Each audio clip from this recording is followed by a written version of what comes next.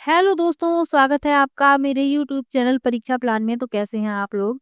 I hope अच्छे होंगे। तो जैसा कि आप लोगों को पता है कि आपका जो रीट का एग्जाम है वह 27 फरवरी को होने वाला है। तो लगभग 2 महीने हैं आपके पास अपनी तैयारी के लिए।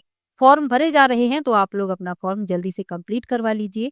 और यदि आपने कंप्लीट करवा लिया है तो बहुत अच्छी बात है। तो साइंस के लिए मैं प्रीवियस ईयर के क्वेश्चन लेकर आई हूँ। जो लेवल 2 का एग्जाम है उसमें जो मैथ और साइंस वाला पोर्शन है, तो उसमें जो साइंस के क्वेश्चन हैं तो प्रीवियस ईयर के सभी क्वेश्चन मैं सॉल्व करवा दूंगी। मैं 2022 से शुरुआत कर रही हूँ, यानी जो पेपर 2022 में हुआ था उससे मैंने शुरुआत की है और 2011 तक मैं सभी प्रीवियस ईयर के क्वेश्चन सॉल्व करवा दूंगी। क्योंकि किसी भी एग्जाम को देने से पहले हमें प्रीवियस ईयर के क्वेश्चन पढ़ना बहुत जरूरी होता है, क्योंकि प्रीवियस ईयर के क्वेश्चन से हमें पता चल जाता है कि क्वेश्चन किस तरीके के पूछे जाते हैं। और कई प्रश्न तो प्रीवियस ईयर से लिए भी जाते हैं। तो साइंस के सभी प्रीवियस ईयर के क्वेश्चन मैं सॉल्व करवा दूंगी। इसके अलावा लेवल 1 के लिए मैं ईवीएस के प्रीवियस ईयर के क्वेश्चन सॉल्व करवा रही हूँ और उसके बाद मैं इंपॉर्टेंट क्वेश्चन की प्रैक्टिस भी करवाऊंगी। तो चलिए वीडियो को शुरू करते हैं। ये पहला वीडियो है और आप लोगों को वीडियो कंटिन्यू मिलेगा। बस आप लोग अपना सपोर्ट बनाए रखिए।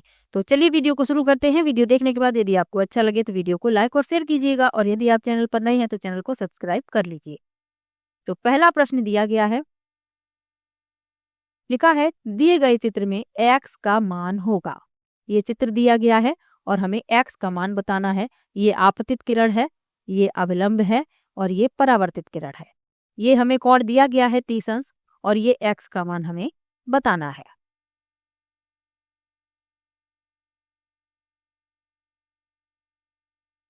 तो प्रकाश के परावर्तन के बारे में आप लोग जानते होंगे। प्रकाश की किरणों का किसी सतह से टकराने के बाद वापस लौटना प्रकाश का परावर्तन कहलाता है। और किसी सतह से टकराने वाली प्रकाश किरण को आपतित किरण कहा जाता है। और वह किरण जो परावर्तन के बाद सतह से वापस जाती है वह परावर्तित किरण कहलाती है। जैसे ये किरण जो है टकरा रही है और ये वापस जा रही है, तो ये आपतित है और ये परावर्तित है। और अविलंब आपतित किरण के बीच के कोण को आपतन कोण आई कहते हैं। यानी अविलंब और आपतित किरण के बीच का जो कोण होता है वह होता है आपतन कोण, जिसे आई से प्रदर्शित किया जाता है। और अविलंब और परावर्तित किरण के बीच का जो कोण होता है वह परावर्तन कोण होता है, जिसे आर से प्रदर्शित करते हैं। यानी ये होता है आई और ये होता है आर। और जो परावर्तन का नियम है उसके अनुसार जो आपतित कोण होता है आई और परावर्तित कोण होता है आर, दोनों ही बराबर होते हैं। यानी कि ये 30 अंश है तो ये भी 30 अंश होगा। हमें देखकर ही पता चल जाएगा यदि आप ये सब बातें जानते हैं, यानी परावर्तन के नियम के बारे में जानते हैं। तो ये 30 अंश है, ये भी 30 अंश होगा। बी विकल्प इसमें सही हो जाएगा। 30 अंश इसमें इस प्रश्न का उत्तर हो जाएगा। चलिए अगले प्रश्न पर चलते हैं। लिखा है किसी ध्वनि स्रोत की आवृत्ति 50 हर्ट्ज है, इसके 2 सेकंड में कंपनों की संख्या होगी। हमें ध्वनि स्रोत की आवृत्ति दी गई है और 2 सेकंड में कंपनों की संख्या बतानी है। अब आवृत्ति क्या होता है? किसी निश्चित बिंदु से प्रति सेकंड गुजरने वाली तरंगों की संख्या को आवृत्ति कहा जाता है। और आवृत्ति को सामान्यतः v द्वारा प्रदर्शित किया जाता है और इसका जो मात्रक है SI मात्रक वह हर्ट्ज है। ये आपको याद रखना है। ये आवर्तकाल दिया गया है हमें। तो तरंग द्वारा एक पूर्ण दोलन या चक्र पूरा करने में जो समय लगता है वह कहलाता है आवर्तकाल और इसे t द्वारा प्रदर्शित किया जाता है और इसका SI मात्रक सेकंड होता है। कंपनों की संख्या हमसे पूछी गई है, तो कंपनों की संख्या होती है आवृत्ति गुणा आवर्तकाल। यानी 50 में 2 का गुणा कर देंगे, 100 कंपनों की संख्या आ जाएगी। सी विकल्प इसमें सही हो जाएगा। तो सी विकल्प इसमें सही है, 100। यानी कंपनों की जो संख्या है वह कितनी है? 100। अगला प्रश्न दिया गया है, एलईडी प्रकाश उत्सर्जित करता है। पहला विकल्प है केवल हरा रंग, दूसरा है केवल लाल रंग, तीसरा है केवल पीला रंग और चौथा है ये सभी। तो एलईडी यानी कि लाइट एमिटिंग डायोड ये उत्सर्जित करते हैं, हरा रंग भी करते हैं, पीला रंग भी करते हैं, लाल रंग भी करते हैं। यानी कि ये सभी डी विकल्प इसमें सही हो जाएगा। इसका जो उपयोग है आपके मोबाइल फोन से लेकर बड़े विज्ञापन होर्डिंग तक किसी भी चीज के लिए किया जा सकता है। तो ये आपको याद रखना है। चलिए अगले प्रश्न पर चलते हैं। लिखा है निम्नलिखित में से कौन सौर परिवार का सदस्य नहीं है? पहला विकल्प है क्षुद्र ग्रह, दूसरा है उल्काएं, तीसरा है उपग्रह और चौथा है धूमकेतु। तो सौर परिवार के सदस्य नहीं हैं उपग्रह। सी विकल्प इस प्रश्न का उत्तर हो जाएगा। उपग्रह क्या है? जो ग्रह के चारों ओर चक्कर लगाते हैं।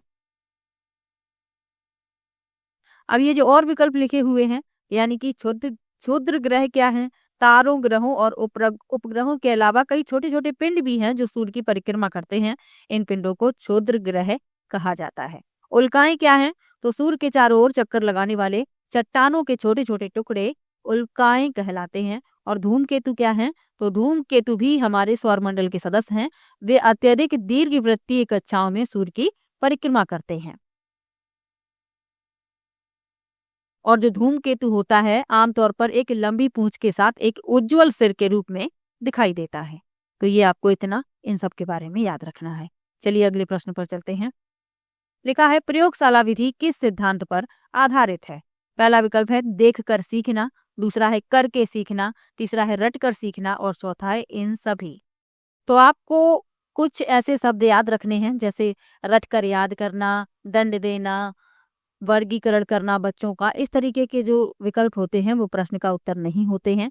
तो रट कर सीखना तो होगा नहीं, देख कर सीखना ये भी नहीं होगा। प्रयोगशाला विधि जो है वह करके सीखने के सिद्धांत पर आधारित है। बी विकल्प इसमें सही हो जाएगा। ये जो पेपर है आप मेरे टेलीग्राम से इसे प्राप्त कर सकते हैं यदि आपको इसकी आवश्यकता हो तो। अगला प्रश्न दिया गया है निम्नलिखित में से संश्लेषित रेशा है? पहला विकल्प है नायलॉन, दूसरा है कपास, तीसरा है ऊन और चौथा है रेशम। इसमें संश्लेषित रेशा पूछा गया है, तो संश्लेषित रेशा है नायलॉन। पहला विकल्प इसमें सही हो जाएगा। बाकी सभी आप देख रहे हैं प्राकृतिक रेशे हैं।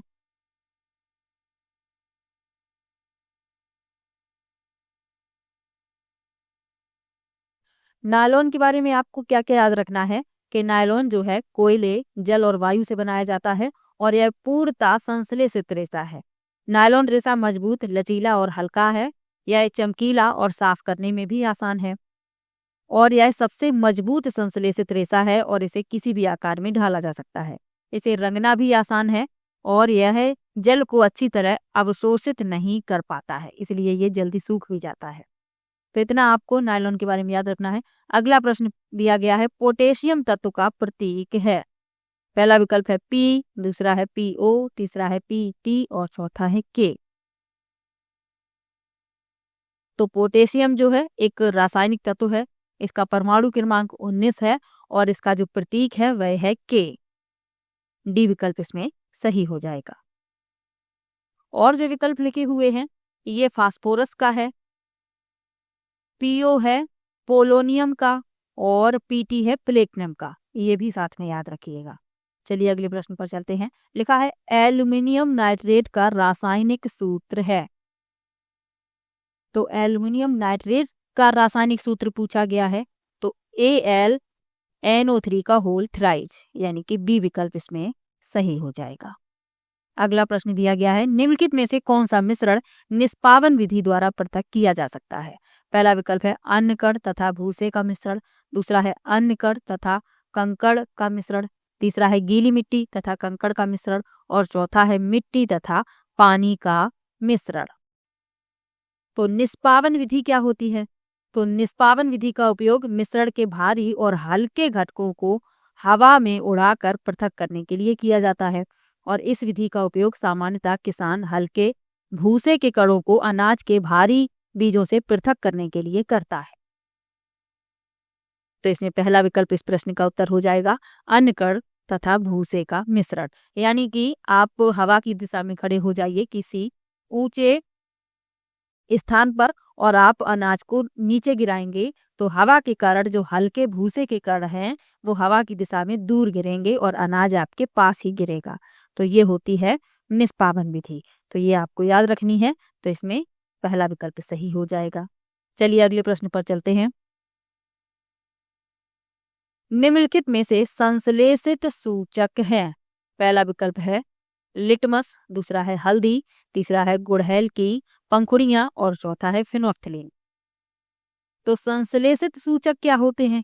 तो संश्लेषित सूचक कृत्रिम पदार्थों से बने अम्ल क्षार संकेतक हैं। सूचक जो होते हैं वह अम्ल क्षार संकेतक होते हैं, यानी हमें इनसे पता चलता है कि कौन अम्ल है कौन क्षार है। और संश्लेषित क्या होते हैं? जो कृत्रिम पदार्थों से बने होते हैं। तो इसमें संश्लेषित सूचक पूछा गया है तो लिटमस प्राकृतिक है, हल्दी भी प्राकृतिक है, गुड़हल की पंखुड़ियां भी प्राकृतिक है, लेकिन फिनोफ्थलीन जो है संश्लेषित सूचक है। डी विकल्प इस प्रश्न का उत्तर हो जाएगा। जो फिनोफ्थलीन होता है यह अम्लीय विलयन में रंगहीन होता है, लेकिन क्षारीय विलयन में इसका जो रंग होता है वह गुलाबी होता है। तो ये भी आपको याद रखना है। जो लिटमस होता है ये लाइकेन से प्राप्त किया जाता है। तो इतना आपको याद रखना है, लिटमस जो है लाइकेन से प्राप्त किया जाता है। और हल्दी और गुड़हल के बारे में आप लोग जानते ही हैं। जो हल्दी होती है ये अम्लीय माध्यम में, यानी कि हल्दी का जो रंग है अम्लीय माध्यम में अपरिवर्तित रहता है, यानी कोई परिवर्तन नहीं होता। और क्षारीय माध्यम में यह गहरे लाल रंग में परिवर्तित हो जाती है। जैसे आपने कभी देखा होगा, यदि आपका कोई सफेद कपड़ा है, यानी आपके किसी सफेद कपड़े पर सब्जी का कोई दाग लग जाता है और यदि आप उस पर साबुन लगा देते हैं तो साबुन होता है क्षार। तो उस जगह जिस जगह हल्दी का दाग लगा हुआ था गहरा लाल रंग हो जाता है। तो इसी कारण होता है कि जो हल्दी होती है वह क्षार में लाल रंग देती है। और जो गुड़हल की पंखुड़ियां होती हैं ये अम्लीय विलयनों में गहरे गुलाबी रंग में और क्षारीय विलयनों में हरे रंग में परिवर्तित हो जाती हैं। तो ये भी आपको साथ में याद रखना है। चलिए अगले प्रश्न पर चलते हैं। लिखा है हरित गृह गैसों का युग्म है। पहला है O2, CO2, दूसरा है CO2, N2O, तीसरा है N2, CH4 और चौथा है O2, H2O। तो इसमें हरित गृह गैसों का युग्म बताना है। तो आप लोग जानते ही हैं कार्बन डाइऑक्साइड जो होती है वह ग्रीन हाउस गैस है, यानी कि हरित गृह गैस। और N2O, तो इसमें बी विकल्प इस प्रश्न का उत्तर हो जाएगा। इसके अलावा और कौन कौन सी गैसें हैं ग्रीन हाउस गैसें? तो मीथेन है, क्लोरोफ्लोरोकार्बन है, ओजोन है। तो ये भी आपको साथ में याद रखनी है। इसमें वह युग्म बताना था जिसमें दोनों ही गैसें ग्रीन हाउस गैसें हैं, तो इसीलिए बी विकल्प सही है, कार्बन डाइऑक्साइड और नाइट्रस ऑक्साइड। चलिए अगले प्रश्न पर चलते हैं। निम्नलिखित में से श्रव्य दृश्य शिक्षण साधन है। पहला है रेडियो, दूसरा है चार्ट, तीसरा है दूरदर्शन और चौथा है श्याम पट्ट। तो इसमें बताना है आपको कि श्रव्य दृश्य शिक्षण साधन, तो श्रव्य दृश्य शिक्षण साधन होगा दूरदर्शन। सी विकल्प इसमें सही हो जाएगा।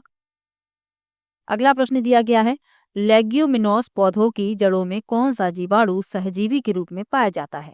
पहला विकल्प है राइजोबियम, दूसरा है बैसिलस, तीसरा है ई कोलाई और चौथा है एक्रोमोबैक्टर।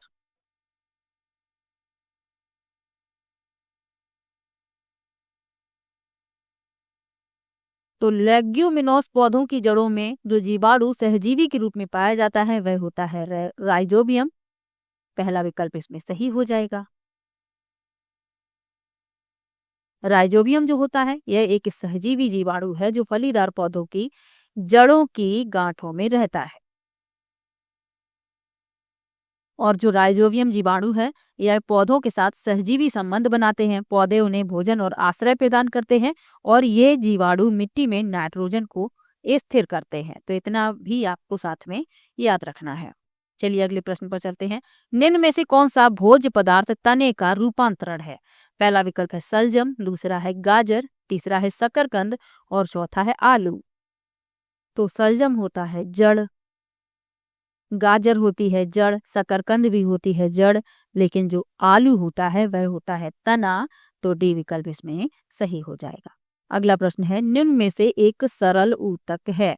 पहला विकल्प है जाइलम, दूसरा है फ्लोएम, तीसरा है फ्लोएम, तीसरा है स्केलेरेन कायमा और चौथा है इनमें से कोई नहीं। तो इसमें पूछा गया है कि एक सरल ऊतक है, तो इसमें सी विकल्प इस प्रश्न का उत्तर हो जाएगा, स्केलेरेन कायमा। तो यह ऊतक कोशिकाओं का एक समूह होता है जिसकी उत्पत्ति समान होती है और आमतौर पर एक सामान्य कार्य करता है।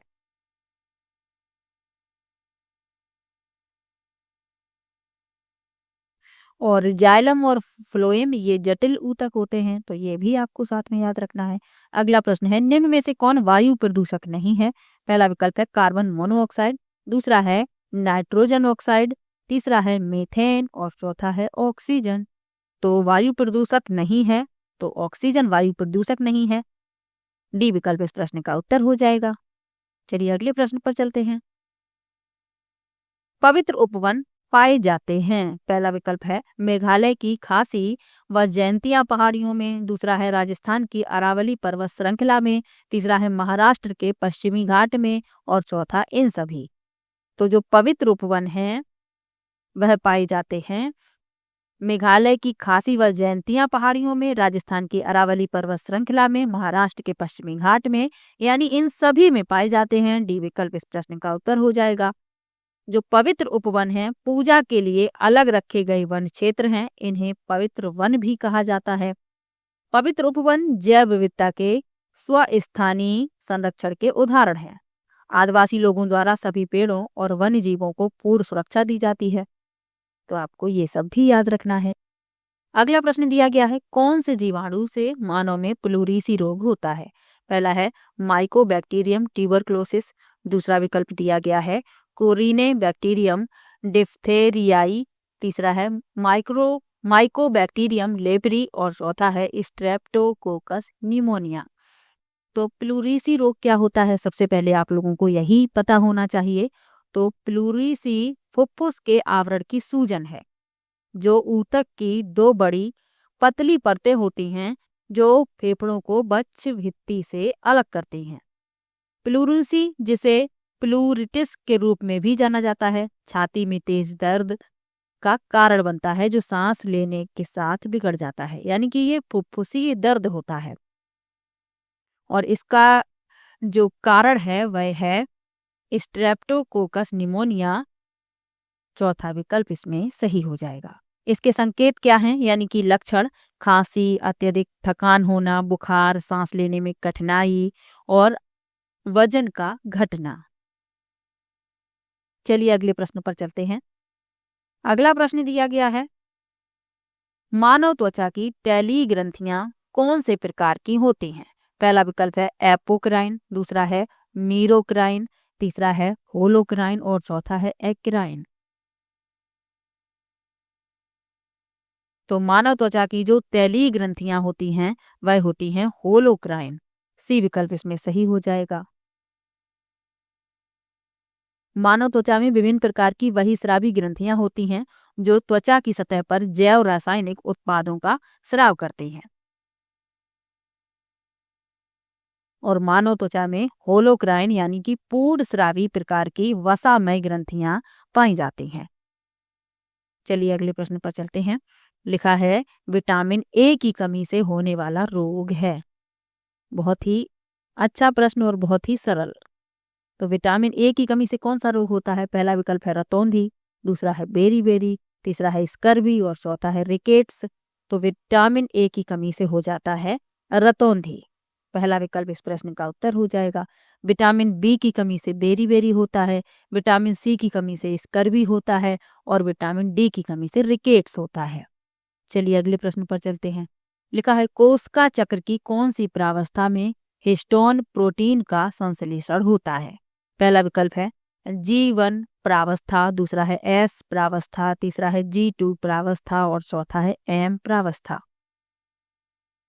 तो कोशिका चक्र घटनाओं का एक व्यवस्थित क्रम या चरणों का एक समूह है जिसके द्वारा एक कोशिका अपने जीनोम की प्रतिकृति करती है, कोशिका के अन्य घटकों को संश्लेषित करती है और अंततः दो संतति कोशिकाओं में विभाजित हो जाती है। तो इसमें पूछा गया है कि कौन सी प्रावस्था में हिस्टोन प्रोटीन का संश्लेषण होता है, तो वह होती है एस प्रावस्था। बी विकल्प इसमें सही हो जाएगा।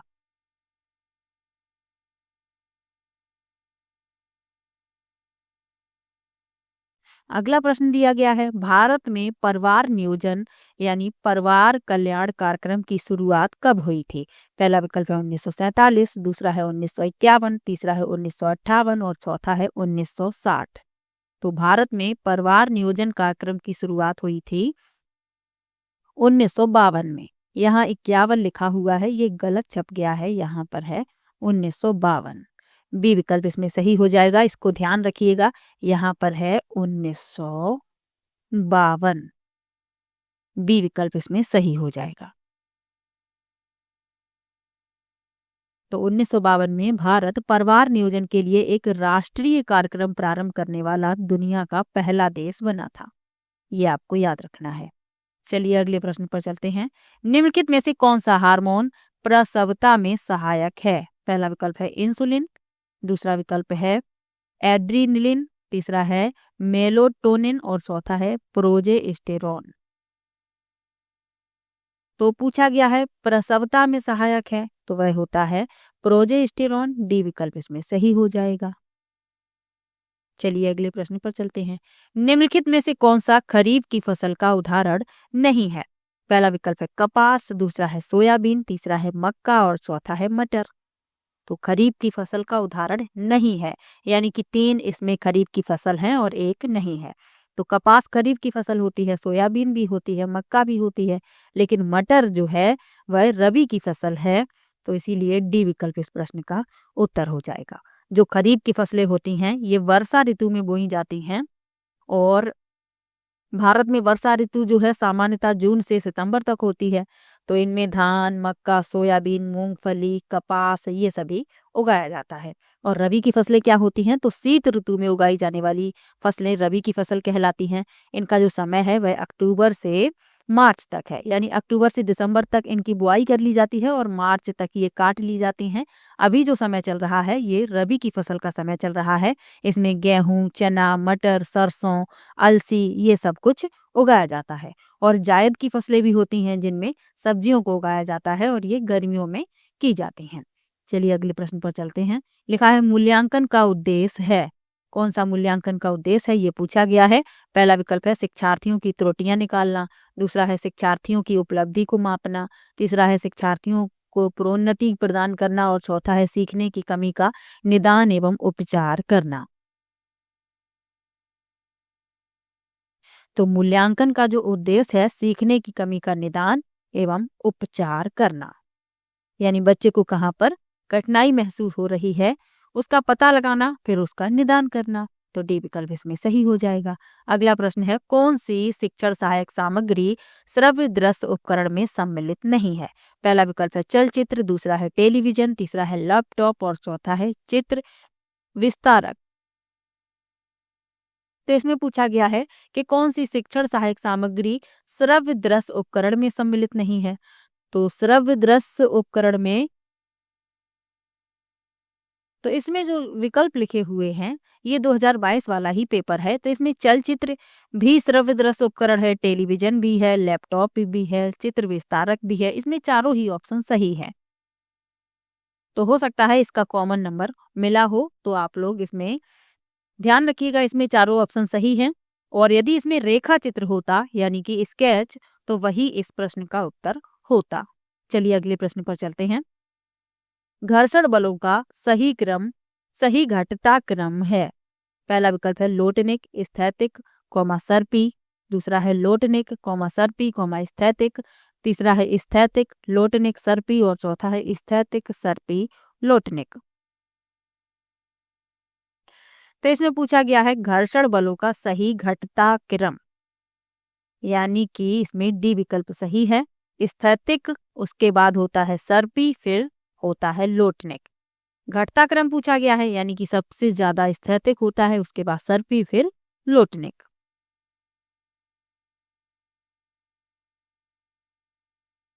तो स्थैतिक घर्षण बल जो होता है वह सबसे मजबूत होता है, ये भी आपको याद रखना है। और उसके बाद होता है सर्पी और उसके बाद लोटनिक। चलिए अगले प्रश्न पर चलते हैं। लिखा है एक वस्तु आर त्रिज्या के वृत्त पर गतिमान है, यह अर्धवृत्त पूरा करती है, तो इसके द्वारा तय की गई दूरी व विस्थापन है। यानी कि एक वस्तु है वह आर्त त्रिज्या के वृत्त पर गतिमान है। यह जब यह अर्धवृत्त पूरा करती है तो इसके द्वारा तय की गई दूरी व विस्थापन पूछा गया है। तो इसके द्वारा तय की गई जो दूरी है वह होगी पाई आर और विस्थापन होगा 2r, यानी कि सी विकल्प इसमें सही हो जाएगा।